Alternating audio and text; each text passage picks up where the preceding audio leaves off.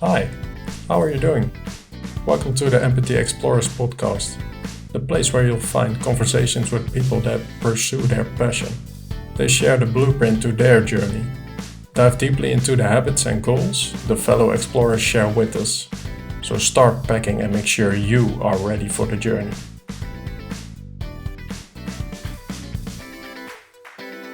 So, welcome back to the third episode of the Empathy Explorers podcast.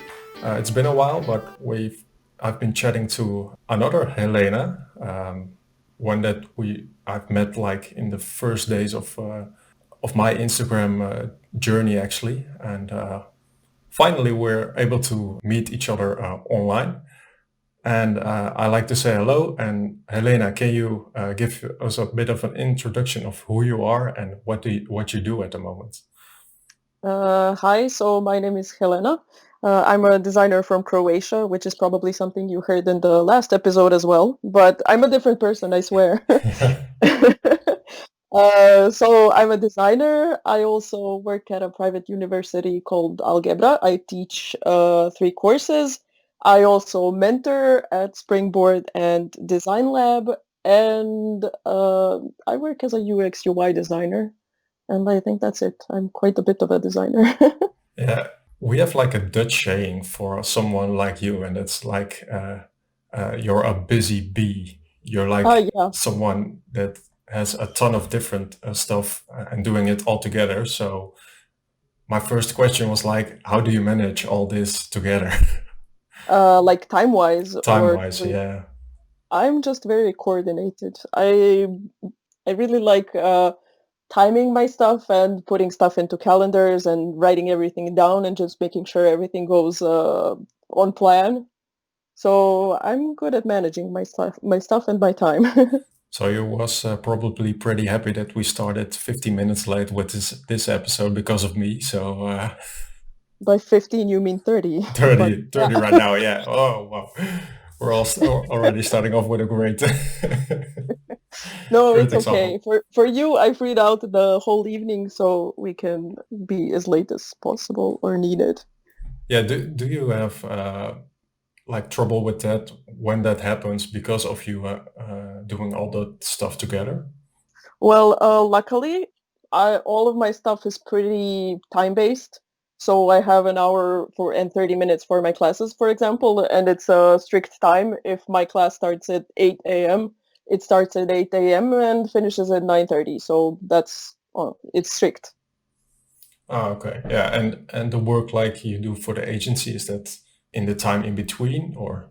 I try to do my 8 hours a day, and if I have classes, then I stay a bit longer. Or if I maybe have classes for 2 days in a row or more classes in one day, then I kind of spread it on more hours during the week. So I use Toggle for timing my time when I work, and then I make sure just to be fair, not to steal time from anyone. Toggle is an app that I recently used as well. Do you find it really helpful for your time management? Yeah, definitely, because it kind of keeps me focused, honestly. When I'm working, I get to kind of see what did I do last week, what kind of what part of the project I was on, and how much time it took. So I really got used to just sitting down, playing my toggle, working. When I'm on a break, I make a pause, and that's about it. I really like it. Yeah, I can understand. Yeah, I've used it a little bit for my work as well, and I find it a bit unusable for me just doing the agency work. I think that's like a different part than just combining all the things together. I think you should stick to it for like all the different things you do instead of just one thing and do it for that. But I honestly use it just for the agency stuff. And then I have all of my projects in it. And, or for example, I have different clients in it. And I don't know, for some clients, I have this and this client. And then I have a project that's called smaller stuff. So if it's something that needs like 30 minutes of doing and I don't feel like creating a project for itself, then I just put it under the smaller stuff and name the task, I don't know, redesigning a letter or something.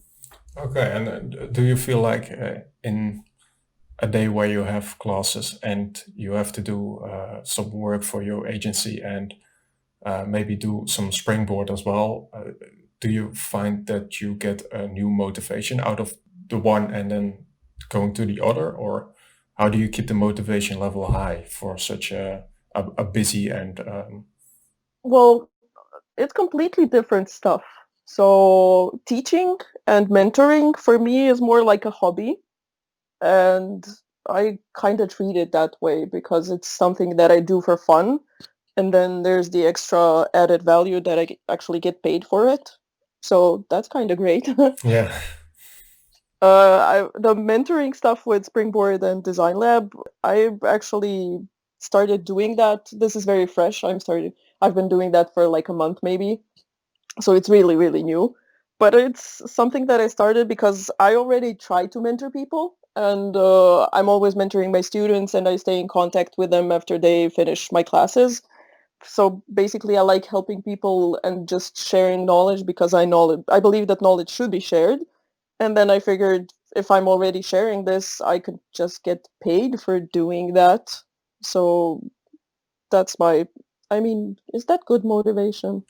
I think Maybe that's that's not good nah, motivation. well, I can already hear from you that it's not really about money because you said Yeah, it's not like about the money, it's about the I'm people. always about the teaching and the sharing. And I wonder, do you know where that came from? Is it from like when you were in university as well, or?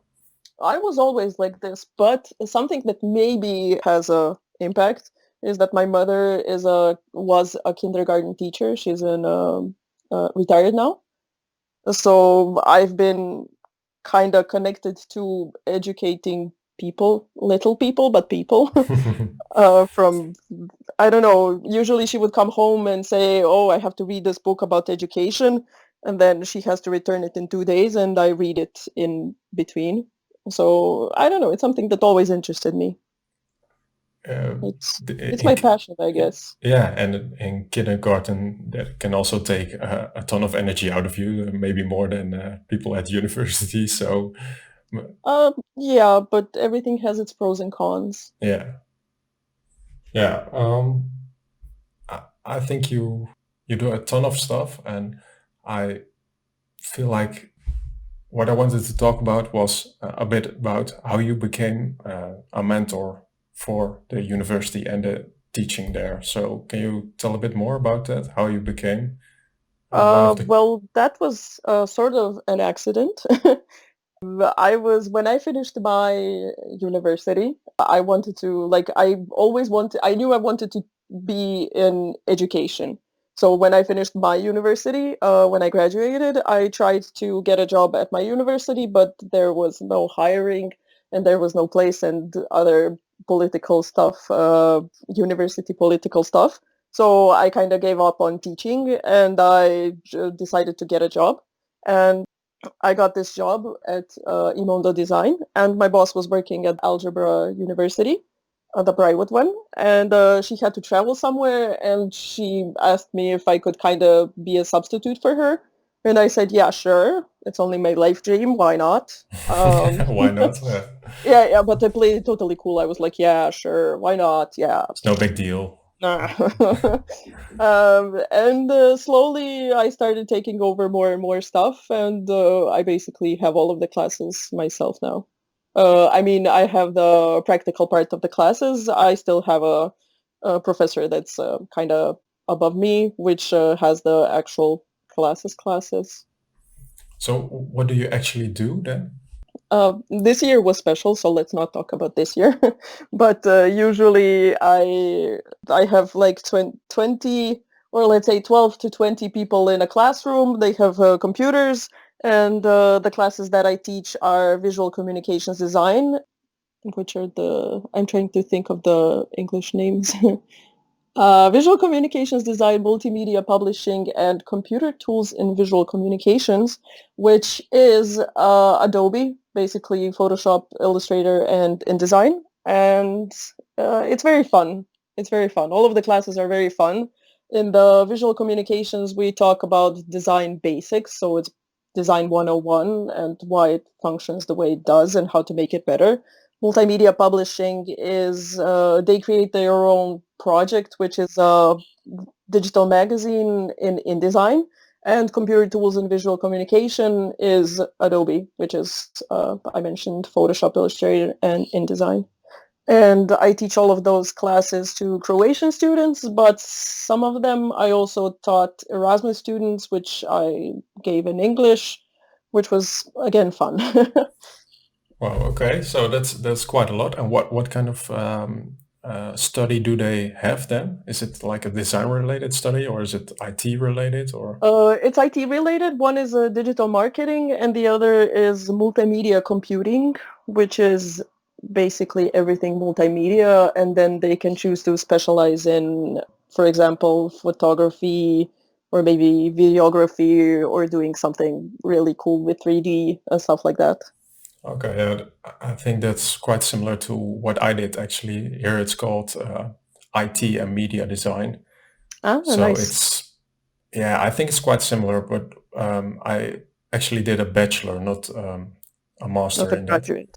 Okay. So yeah, I think, This well, one is a bachelor as well. I'm not on the master's okay. level. And what does that professor then do that's like above you, as you said?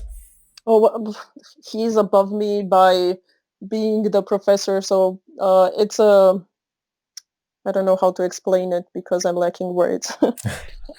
He's a professor and I'm an instructor. So he's the head of the classes and I'm his practically assistant.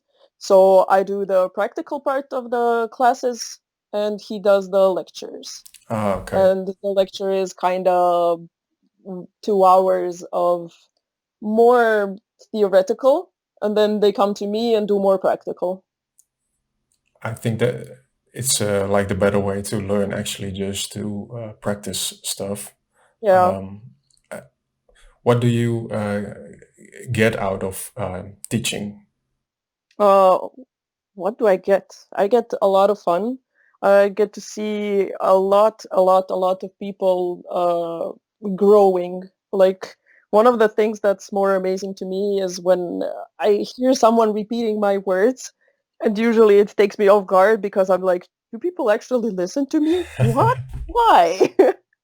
So it's kind of impressive. I generally try to have this friendly approach with my students because I think it works better. I'm not overly strict. I give them tons of freedom. I make their classes as fun as possible. I make them do stupid stuff. I give them silly, eh, not exams, but silly stuff that they need to do. For example, when they need to do some kind of a branding, I always give them a assignment which is based on something that I see right now. So if I see a fire truck, it's going to be, I don't know. I know that one year I gave them, sorry, one year I gave them an assignment to create a branding for Christmas lights shaped like trucks. And they were like, who is going to buy that? I'm like, I don't care. It's your problem. You need to fix that. Somebody will buy that. So it's like I give them impossible tasks, but it's always fun. I think in the end that creates the best ideas from them as well. So they'll try to think like, what the hell, who would buy that? And then in the end they Yeah, find like an audience for it, and maybe branding that fits that really niche product perfectly. So yeah. I find that silly stuff makes people work better. Of course, it does not work as well on everyone because people are always different personalities, but it's I have fun, and then when people see that I have fun while teaching, they're more likely to learn. I think that are the things that they will remember after they're finished with school. As you said, like that quote is really good. Silly stuff makes people do better things. So I actually think that as well. If you look back on your school time, mostly the best things are the things that were really weird, actually. Yeah, yeah, exactly. I remember we had to, at one class, we had to make paper airplanes, and we had a race whose airplane is going to fly further. That was a part of the class. Yeah, I remember we all had a part of the city, and we just had to take pictures, and then we had to create something for the people that lived there. So Ah, that was really fun actually to do, because we made some kind of like gathering place with a poll that would talk back to you for like the things that happened that week, or people that came by that can leave a that's note. really nice. It was super fun, and it was actually, yeah, it was really weird to make all that, because we were It always, sounds useful. yeah, it was kind of useful, but the prototype was really silly actually. It was like an iPad stuck to a pole. So, but it was really fun to do, and we were like taught to make like HTML websites, do things with PHP and stuff, and then we can just, with that project, you can just let it all go and do what you like to do actually. So Yeah. It's like they give you all of the tools, and then you need to find something fun to actually have the passion to do it. yeah.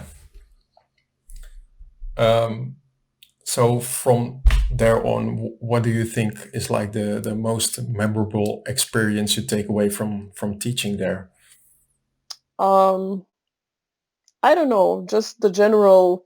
I think I learn a lot from every generation of my students without them even noticing that they actually teach me stuff. Since I'm a UX designer, I honestly, seriously use them because I observe them and I see how they act and I see how they use digital products. So I kind of gain inside knowledge of how they are younger. I think they're mostly around 18 to 20. And so I have a perfect insight into how young people use digital products. So that's something I would never trade. I understand it. Do you see like a trend, or can you give an example of things that you weren't doing and you see them doing like all the time? They don't read. That's something that enrages me. Like when they see a pop-up in Photoshop that tells them that something is wrong, they just click blah blah blah blah blah. And then they say, oh, something's wrong. And I ask them, what's wrong? I don't know. What did the pop-up say? I don't know. Okay, let's shut down the program. Let's go again. What does the pop-up say? Blah blah blah. Why didn't you read that? Why didn't you read that? So basically, they have a little patience, I would say. That's a fun thing. I actually talked with a colleague about that. I showed her an app that was really useful for something, and she Hmm. downloaded it. And then you get like the tooltips at first when you use it, and she clicked them all away, and then was like, "Okay, what do I do now?" uh, but So it makes you wonder if it's the tooltips that's the problem or is she that's the problem. yeah, I don't know, but I feel the same with like opening a website or something. I know I should read some of the stuff, but like some websites just blow pop-ups up off in your face, and you're like, click them away, click them away, click them away. And then if there's important stuff in there, they shouldn't put that also in the same pop-up Yeah, that looks like an advertisement or something. that's a very, very good point. So in that sense, I can understand where they're coming from, and maybe we should make like the pop-ups a bit different or something, or show them a video, or Maybe we uh, shouldn't make pop-ups for websites. yeah. Oh, well, that's one of the things that I'm like, when I visit a website for the first time, I don't want to have notifications of your website. I don't want to Yeah. uh, subscribe to your newsletter. I don't want to like see all the tools you can give me. I just want to look at the information that's on the website. And I love when it's just hidden under all of the stuff. So you have to click, click, click. You can't see, you can't see. Usually when I see websites like that, I just shut it down. Yeah, me I too. don't I don't want to. I literally do not want.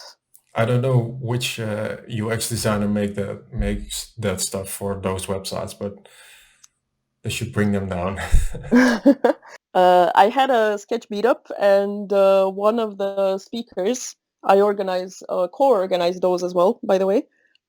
One of the speakers was talking about dark patterns, and after she was finished, we were kind of talking about what makes you a good UX designer and would you create the dark patterns if asked? And I know this is not a good thing, but I like to play the devil's advocate. And my question was, what if you don't know that you did something? What if somebody actually just told you, design a pop-up that's not like the other pop-up, but it's like kind of some information here, but I don't know what information it's going to be. So they basically give you information that's not complete, and you as a UX designer create it, and you never see the end product, or maybe you see the end product but you don't have any power over it. So I That's don't a know. really valid point. Yeah, you don't know what they're gonna do with that. They can Yeah. completely blow it up in your face with advertisement and indeed a dark pattern. I had it recently. I bought something from a website I've never visited before actually, and in the final checkout process, I had Okay. to fill in my email, and the last check out button was like, if you don't want to receive emails, please check this box. And I was like, this is not good. I think you can even sue them for that, because you uh, don't have to check something if you don't want to receive it. I don't think you can sue them over that. I think it's just wording that you should have read. So it's gray. It's a gray area, but I It's don't think you can actually sue them. it's a gray area, I know, but a lot of things here changed actually with some new privacy agreement. I think it's in all of Europe. I don't know if. GDPR? Yeah. Yeah, that came in, I think, May last year. Yeah, That and changed everything. The honestly, that changed a lot.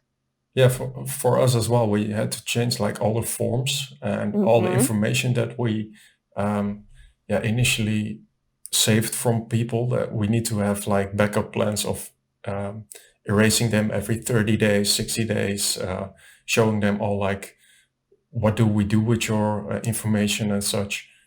Um, But from a consumer, from a user point of view, that's very good because everybody uses your information and your data for things that you not necessarily want them to use. It's quite horrible. When you go digging, today I saw an ad and I was wondering, why did I receive this ad? Like, why? I want to see. And I went to see the Google ads thing, and there was some click here for more information. Why did you see this ad? And then it kind of showed me all of my interests, and it was scarily something that I don't want them to know. Like, there was too many information about me just typed out. Like, is this the kind of person you are? Yes. Okay. yeah, it's really scary what they have, especially Google. And I know a lot of people that actually shut down all those browsers and use a VPN all the time. Yeah. Are Yeah. you wanna do you do that as well for yourself, or?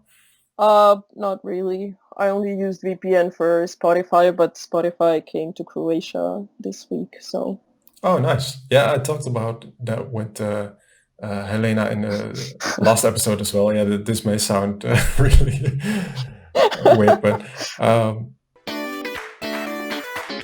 so we'll continue this conversation with a thing that you recently started, and that's Springboard. I did not hear about this until you told me that you applied, which was also a fun thing because, can I say that? sure, sure. That you were so happy about the date when you would get the confirmation, and it was like a month later. So that was really, Yeah, that was a very, very maybe for you it wasn't that so. it was not funny for me because I missed June and July. It was supposed to be the 1st of, I think, July, and it was the 28th or so of May, I think. Yeah. I don't know months. I don't know months. And I was like, it's gonna be in 2 days. It's gonna be in 2 days. It's gonna be in 2 days. And I told you it's gonna be in 2 days, and you're like, okay. And then the 1st of June comes, and I'm like, oh, so there's another month called July that I don't know about. So What that weird that was, they just stick to an extra month this year. yeah. But actually, sometimes that happens to me. It's not often, but sometimes I have to meet someone at, for example, 7, and then I just kind of show up at 6 and then figure out it's not 7 yet. That's better than the other way around. So Yeah, true. I don't know. It's a thing. It used to happen to me way much more before, but now that I have more works and more jobs, it doesn't happen as often. that's good. And so, what is Springboard actually about? It's a really, really cool platform for learning. And what I love about it is that it's self-paced. So basically, you're a student. You pick one of the courses that I offer. And I would honestly suggest everyone to check out both Springboard and the Design Lab, just to make sure that I'm not marketing one and not the other. Um, because it's really good to learn. I'm not just about education, I'm also a lot about learning. So basically you have a curriculum that you follow and everything is on you. So you're a student and you do lectures and you do courses and you do a lot of exercises. And I come in the most important part, I think, where you get to talk to mentors. And mentors are supposed to be people from the industry that are specialists that work as designers in my case because I'm for a UI UX course. And it's nice. It's really nice because I talk to people, I see how they struggle, and it's the most important thing while you're teaching someone is to remember that you don't know how is it not to know. I know that's a complicated sentence, but for example, I told you about dark patterns, and you know about dark patterns, and one of my students who actually attended that that sketch meetup told me that she was really surprised and she loved the topic and she didn't know about dark patterns. And it kind of clicked to me because I know a lot of stuff, but it's hard to know what it's like not to know. Uh, Yeah, I can understand if you like are really skilled and you have a lot of years of experience in some kind of uh, area of expertise, then you can uh, maybe forget about what the steps were that you had to go through to learn all that, and yeah, you can give those steps to the people that want that at Springboard or Design Lab. So yeah. I don't know. I just talk to people and try to give as much value as I can. That's what I like. do you have like certain groups or of students, or is it one on No, this is a one? one-on-one thing. So I have my mentees and I talk to them and it's kind of great because I get to know them as people and I'm with them their whole journey of studying. So it's really good. Yeah, that sounds like an amazing journey to follow and to see them, Yeah, as you seeing the said, progress is quite important. yeah, seeing them grow from your feedback and what they learn in those lessons and such. Is it? It is international, right? It's Yeah, or it's US based. US based. Okay, so if you like to learn more, I suggest you visit like is it springboard.com? I have no idea. Okay. It is springboard.com. Yeah, springboard.com, and you can find a lot of information about that. And um, so for Springboard, if you want to be like a mentor for students, what do you need to do? You need to apply. You need to apply, and I think they're pretty strict about who they take in. It's quite a process. I can't talk too much about the process because I signed contracts.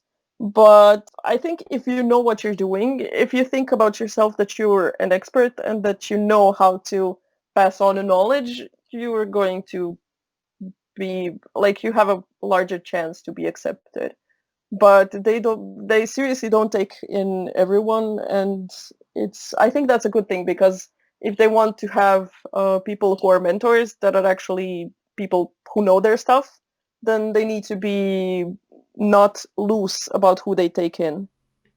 It's quite a responsibility, and you need to Yeah. have the experience and actually help the students and not be just for saying the name of I'm a mentor on Springboard. Yeah, yeah, yeah. Also, just to be completely honest, of course, I feel like I'm having major, major, major imposter syndrome because why would they take me? Why would I be there? Why would those people listen to me? Like, do I have anything of value to bring? And then I actually get to talk to people, and it's just regular talking, and I notice that I actually am an expert.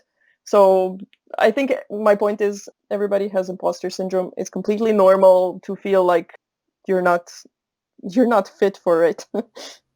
I think it's quite a big step you took from like the first lesson at the university to doing this and doing it all together for yourself and still learning, still trying new things, still trying courses for yourself. Yeah. And I can understand that you may feel the imposter syndrome, but don't you get like a massive sense of gratitude if like a student says something super nice about you, about how you mentor them and help them? Uh, Definitely, definitely. I don't think I'm still at that point with my mentoring students, but my usual regular students, I try not to cry at the end of every year. yeah, I can understand that you're going like such an emotional and experience journey for them as well. So Yeah. I don't know. I think it's important to be honest. And when I'm honest with my students, they understand that I'm really giving myself and not pretending to be someone else. So they kind of appreciate me more, and it's a good relationship. yeah, for sure. And as I talked about it a bit earlier, you're not only mentoring, but you're also still doing courses for yourself. Of course. What kind of stuff are you looking into to learn more from? And Well, I suppose that you want to ask me about the Interaction Design Foundation. yeah, I saw on your website that you already did one course there, a 6-month course, I think, on UX design. I'm still doing that, so it's kind of an ongoing thing. Oh, okay, it's an ongoing thing. Okay. Yeah, it's good. I really like it because again, it's self-paced and I get to do it on my own free time. And I don't know, I like to learn and also I like to have my thoughts refreshed, so to say. Yeah, So, do you gain like new experiences for yourself or like things that you thought you did always on one way and you're definitely, definitely. I think a lot of value in the Interaction Design Foundation is you have a couple of lectures. Okay, so do you know how it works? I have seen it, but I don't know what the course actually is about or the Okay, so it has a curriculum. bunch of courses, and then you can either pick some kind of a career tree you can follow, or you can just get into any course you want. So, for example, I'm taking a course that's called How to Design for Augmented and Virtual Reality. And then you have, so I'm looking at it right now. So this course has 8 weeks or 8 lessons, and one lesson opens up each week, and one lesson is like 2 hours. So it basically kind of splits the knowledge into tinier chunks. So it's 2 hours or 4 hours per one week. So you're not overwhelmed. It gets unlocked by time, and it doesn't feel like too much work. It's more like enjoying. But yeah, the thing I wanted to say. So you have like maybe a video lesson or maybe a text lesson, and then you have some discussion forum, and they give you a thing to kind of talk about, and then people talk about it, and you learn a lot from the people that are taking the course as well. So that's one thing I really value. Yeah, that sounds like a great experience actually. Yeah, it's really known here as well, but I don't know anyone that actually followed the course. So if uh, you're pretty experienced, do you feel like it is more for experienced people, or can beginners also try that It's out? actually meant for beginners that are transitioning. So there's a lot of courses that are UX beginning stuff. But again, I took those courses as well because I like to see how they represent the beginner knowledge. So I don't think you can't learn anything that's not going to be good for you. It's just the information that you take to be of value. Like there's a lesson in everything, so it's up to you to find the best in it. Yeah, and even if you already know that stuff, it's always great to refresh that a bit. Yeah, yeah. And like the list gets longer and longer, you beside all that, you also go to a lot of events, Yeah. conferences.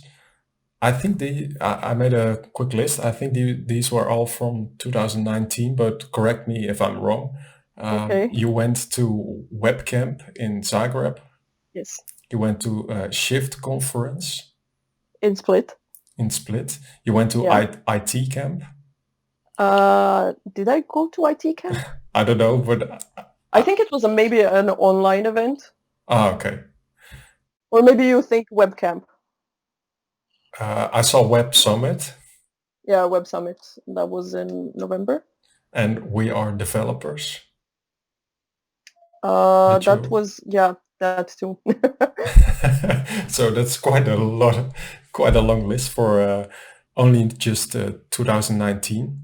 Um, and Yeah, that's true.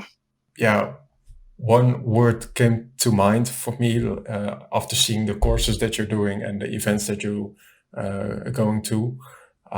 And that word is curiosity. And I Ah, feel that's like nice. you're That's super curious to still learn. And I wanted to ask you, definitely. what makes you so curious to this day? Well, I don't know what's going to happen tomorrow, so what better way to find out than to learn as much as I can? I don't know. I believe in adapting. That's probably something I would say I am more adaptive than curious because you are well aware that in our job as well, stuff is changing extremely fast. So for example, when I was in college, we were learning some things and the way things are supposed to be done. By the time I finished my college, it was completely different. So I had to relearn everything, and it's not a world in which you learn something and then you go on the rest of your life believing that's the only thing that's true. Because today something may be the best practice, and next year it's not going to be the best practice. So it's just about adapting I and think kind of. that's even a better word to say it. Actually, yeah, it reminded me of. I got lectures at first in the first year, and Hmm. we were basically taught to use a 960 pixel grid Uh, um, because screens were not that much wider than that. And like in the second or third year, we got responsive design, and everyone was like, "Well, nobody's gonna use that. Nobody's gonna browse websites on their phone." And, yeah, and boy, how things have changed. Actually, if one thing I wanted to take away from that is like, if someone says nobody's going to use that, everybody's probably. going to use Yeah, that. That's yeah. just one person that is not adaptive and is not curious in what can actually happen. So Yeah, but you need to, if you want to survive, I I may be saying this kind of to do me, but if you want to survive, if you want to thrive in this world, you need to adapt. And there's so many things. So I don't know. Learning is really good. It's really fun. It keeps your brain alive. yeah, and history lessons also teach you that the survivors were the persons that were able to adapt. So I think Yeah, that's that's still true. still relative. And about the events, I've got a bit of a stigma around those events, and I typed it out a bit, so this may sound a bit robotish, but I typed out some are quite expensive, and what you get out of it is mediocre at best. that being there or showing you were there is like what you get most out of it in terms of exposure. It's like going to an expensive club in Ibiza or something. Yeah, Um, I get that. Um, can you change okay, my mind about that? And what do uh, you try to get out of it? probably Because not, because for the We Are developers, I got tickets thanks to organizing the sketch meetups. So that was my kind of a perk for being an organizer. So I got the tickets for free, and that was a huge event. That was wait, in June. See, there was a June last year as well. Who would know? So who that would was in know? Yeah. June. Yeah, in Berlin, and it was huge. It was seriously huge. It was probably the biggest conference I went to.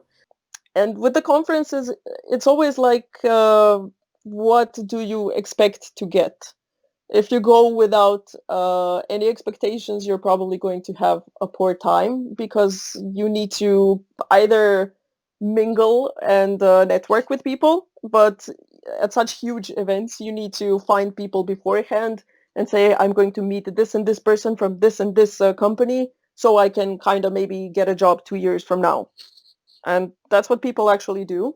I'm not that type of person, so I just went in for the fun.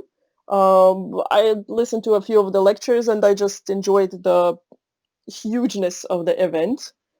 So that was a very enjoyable experience because it was just something that I never experienced before. And then November came along and I went to Web Summit. For Web Summit, I got tickets. My boss got me tickets because there was something called Women in Tech. And for the Women's Day, which is in March, there were 2 tickets for women for, I think, 80 euros. So that's 40 euros per person, which is literally free for an event of that size. So she got us tickets and we went in November, and that was like 4 times the size of We Are developers, which I thought was huge. So this was insanely huge. It was probably one of the largest experiences of my life because there were so many good things there and so many lectures I wanted to see, but not enough time. And that's the only problem I have with it, because you have to kind of you say one lecture is finishing at, I don't know, 20, and the next one is at 45. I can get to it no problem, but there's so many people that you literally cannot go through the crowd to there. So that's not something that I enjoyed, the crowds, but it was very, very good. I met a ton of good people. I attended a couple of workshops, which were, again, a few were great, but a few were, I am a company selling things, and you kind of need to see through that selling stuff, because if it's something that's not bringing me value, I think I walked out on one. Yeah, I can So, understand that. It's everyone tries to get something different out of that. As you said, some are there for public relations. yeah. I'm not that kind of person that will just talk to a stranger and have like a business chat about what they're doing and just trying to keep them as a maybe a possible customer or something. Yeah. That's not for me, but I would also go there for like the experiences of maybe a workshop or a really amazing talk someone's giving or someone you admire that is performing there or something. Yeah, that definitely. But the thing that you said, that you're not that kind of person, I'm not that kind of person either, but I still ended up making quite a few contacts because you can't not talk to people. You're standing around people all the time. So you just make a comment and start a conversation and find out what this person is doing. And it's it's new stuff. It's new people. It's a very good thing because you meet new people that do very different and very interesting and amazing things. So I think I got quite a few values from that, even when I didn't actively search for networking.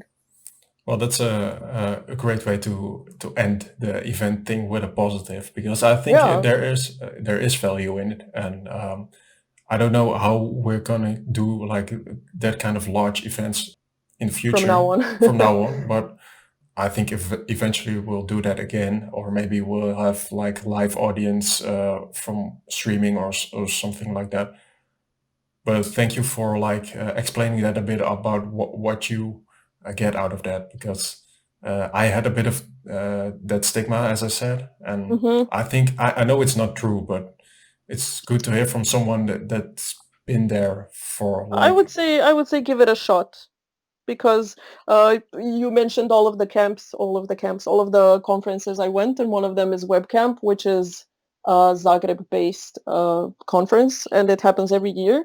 And it's not small, it's not large, but it's something that happens every year. And every year, if you go there, you're gonna see the same people. It's like I get to see the people that I don't see over the year, but still can have some kind of nice chats and kind of catch up. So if you have some kind of conference like that in your town, maybe you should try checking it. Is it is It's really nice thing. is that one just for Croatian people, or is it international as well? No, it's international. The program is amazing. Last year they had one of the two of the lectures that I remember were three.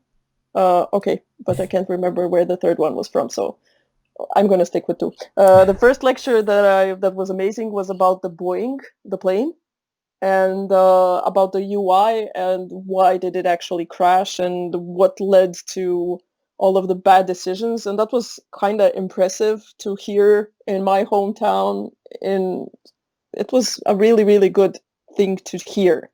So I cannot state how good it was.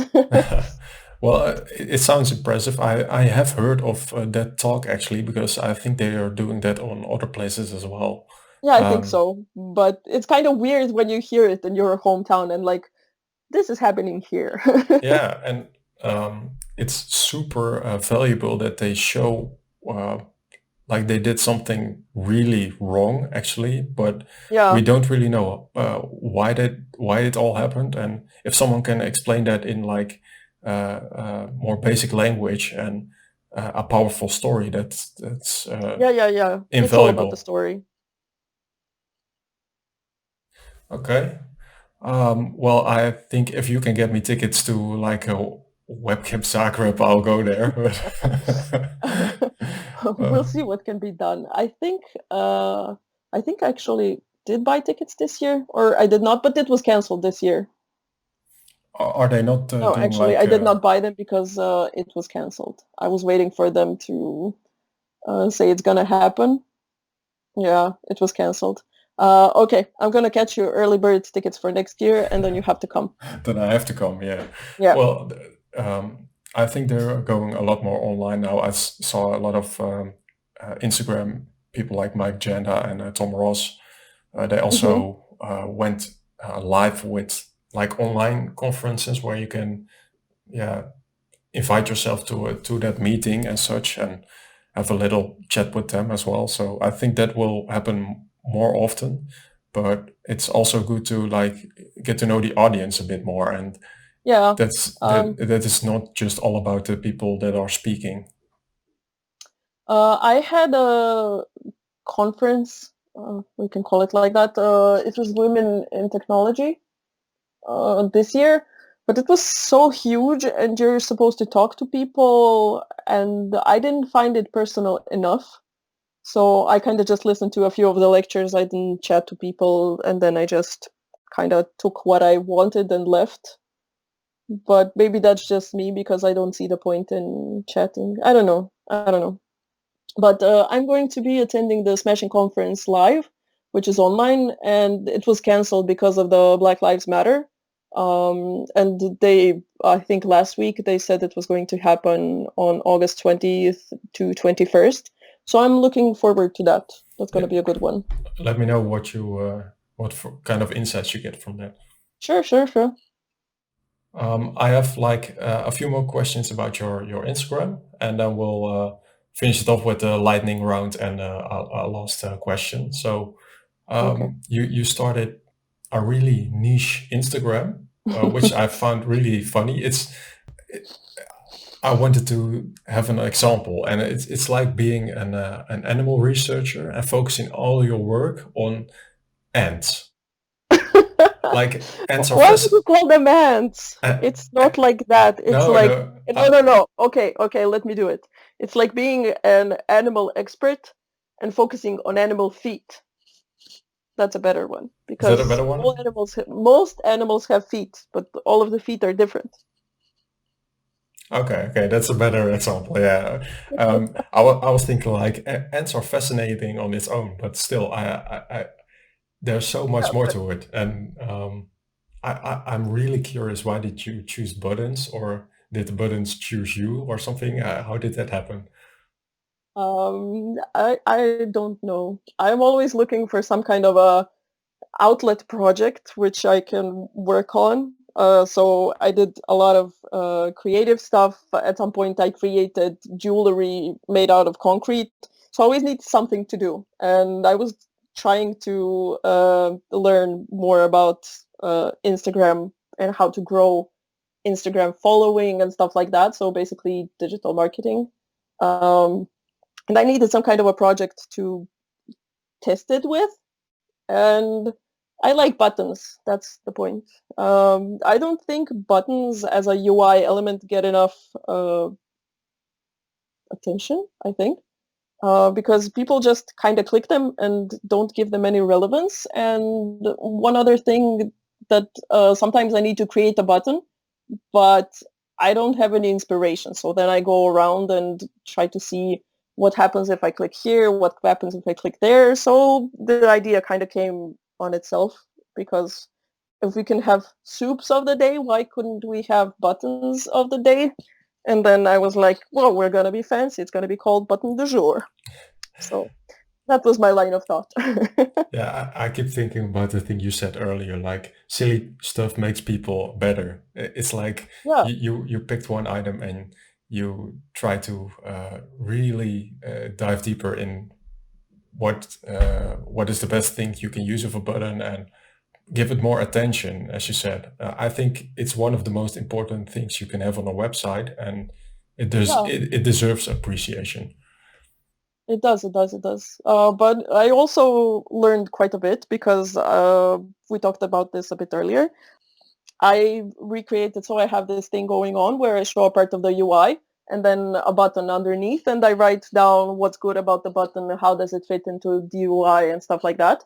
But the most important thing for me was actually learning the process of recreating the buttons, and it was fun, and I definitely used a lot of that knowledge that I gained through my personal project on my work.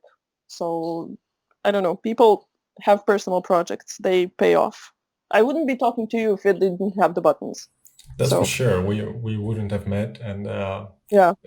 the fun thing about it that I found was like I was really curious who is this person and why did someone pick buttons as a topic for Instagram, and then there was like a mammoth of information behind it, like what you're doing with all the coaching and everything that's going on. And I find it fascinating that you picked something super niche to do this, and I think that works best. If you would have made it like um, Helena's daily vlog or something, that would be too much for you, I think, to handle all that together. Yeah. But also one of the things which kind of hit me right now, I created the buttons which are not personal.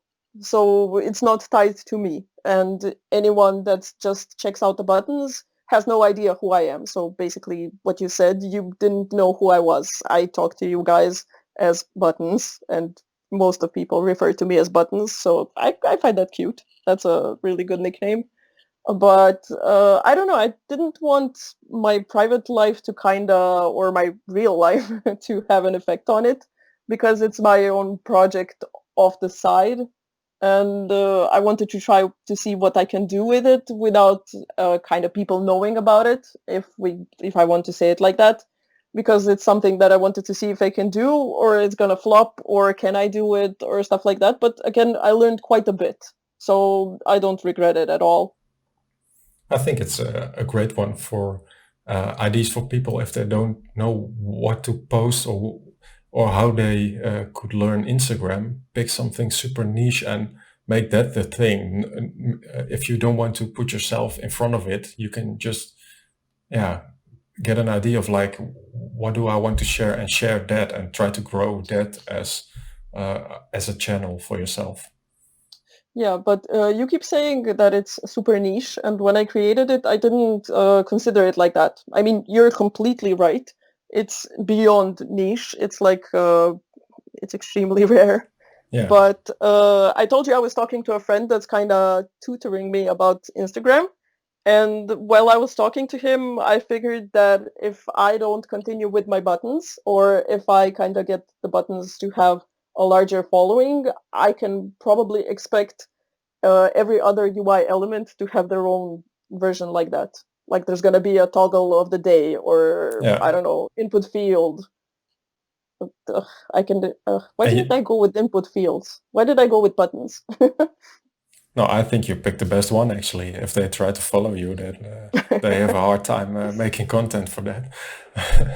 But I also want to say that a lot of credit goes to you for inspiring me to continue to working on the buttons, because you keep asking me, "Oh, is it going good? Is there anything happening?" And I'm like, "No, I suck. I will. I will. I promise I will." Oh, thank you. That's it's really nice of you to say that.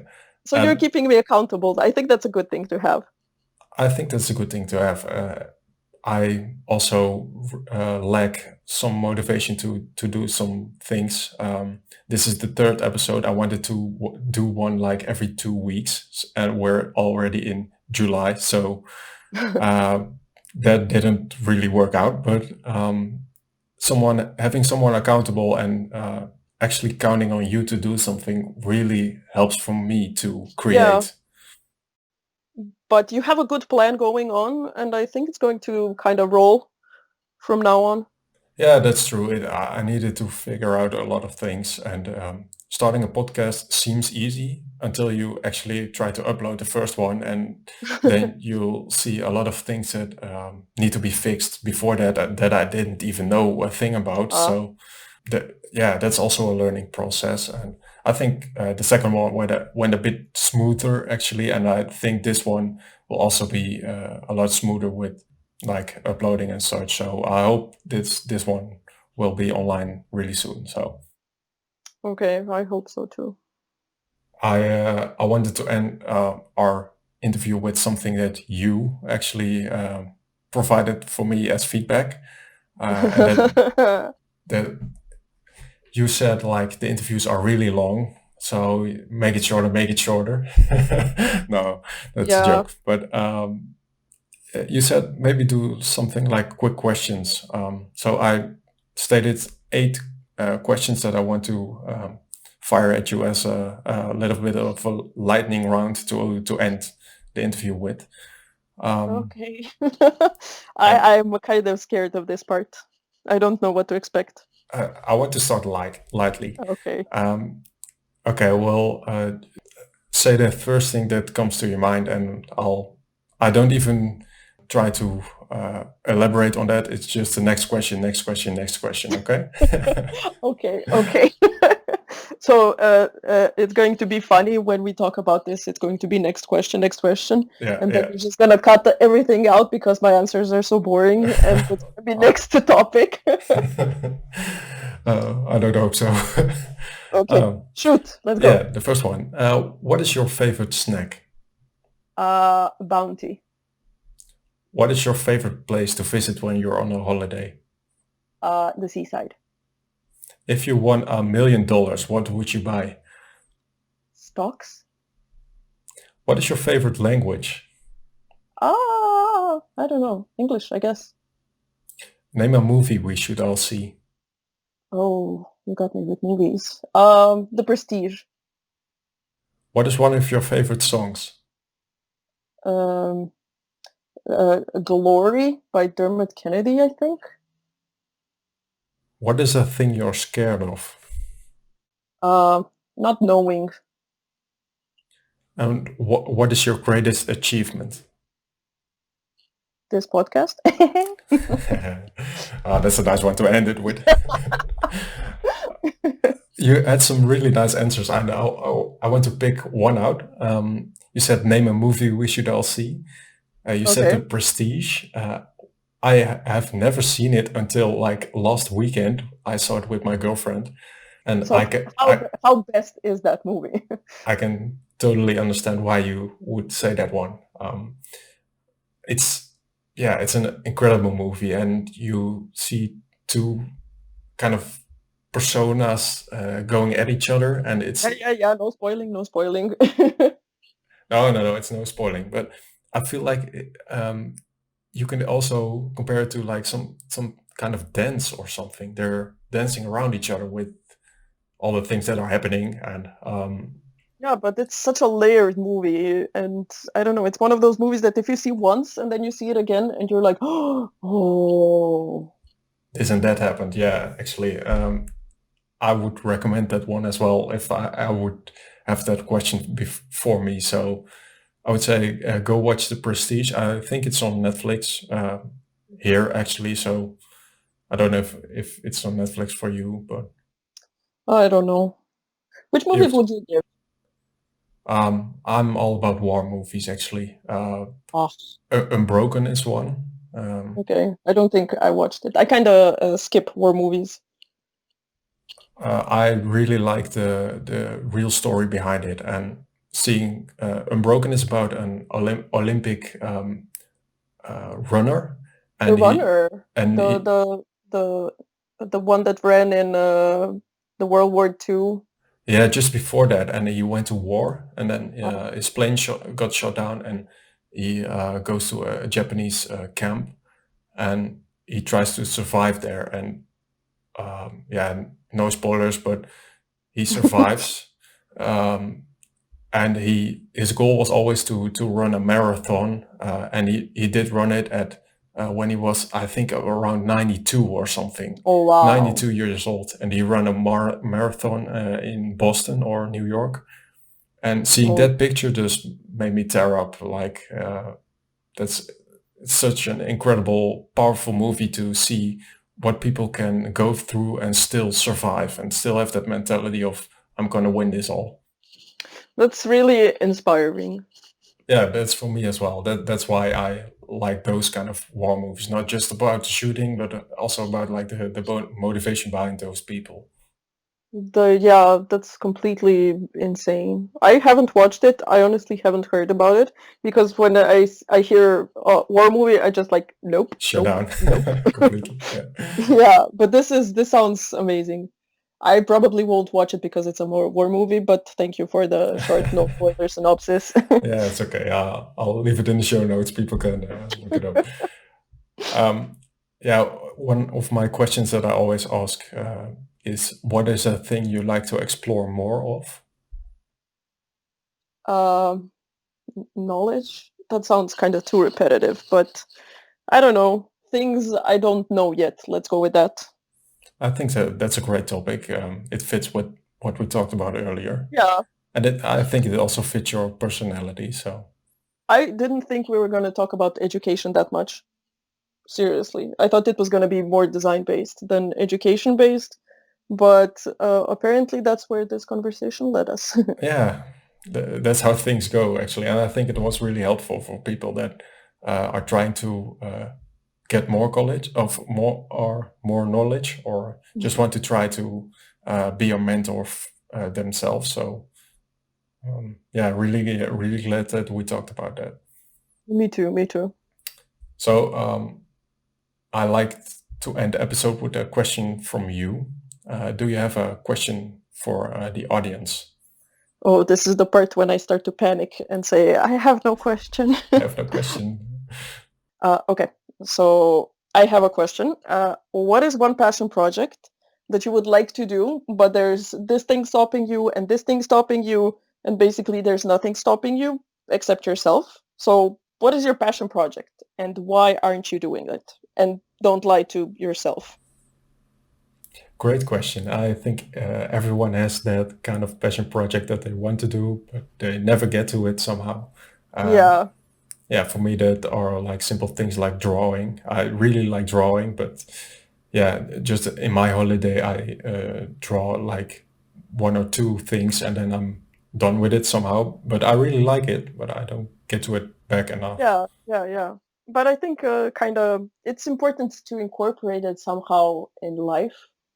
Like make it, for example, I'm the same about drawing, and then I bought myself a tablet, and I made sure that I'm going to use it. So then we had to use some illustrations for something, for a part of an application, and then I used one illustration, two illustrations, and then I thought I can draw this. It's quite basic, and then I started drawing the illustrations myself, and it was good because I forced myself to kind of incorporate the thing that I really want to do into something that I have to do, So if if you it want to makes sense. have a step-by-step tutorial, Helena just gave one. So really nice, really nice. Helena, I want to thank you for this conversation, and it was really fun to talk to you.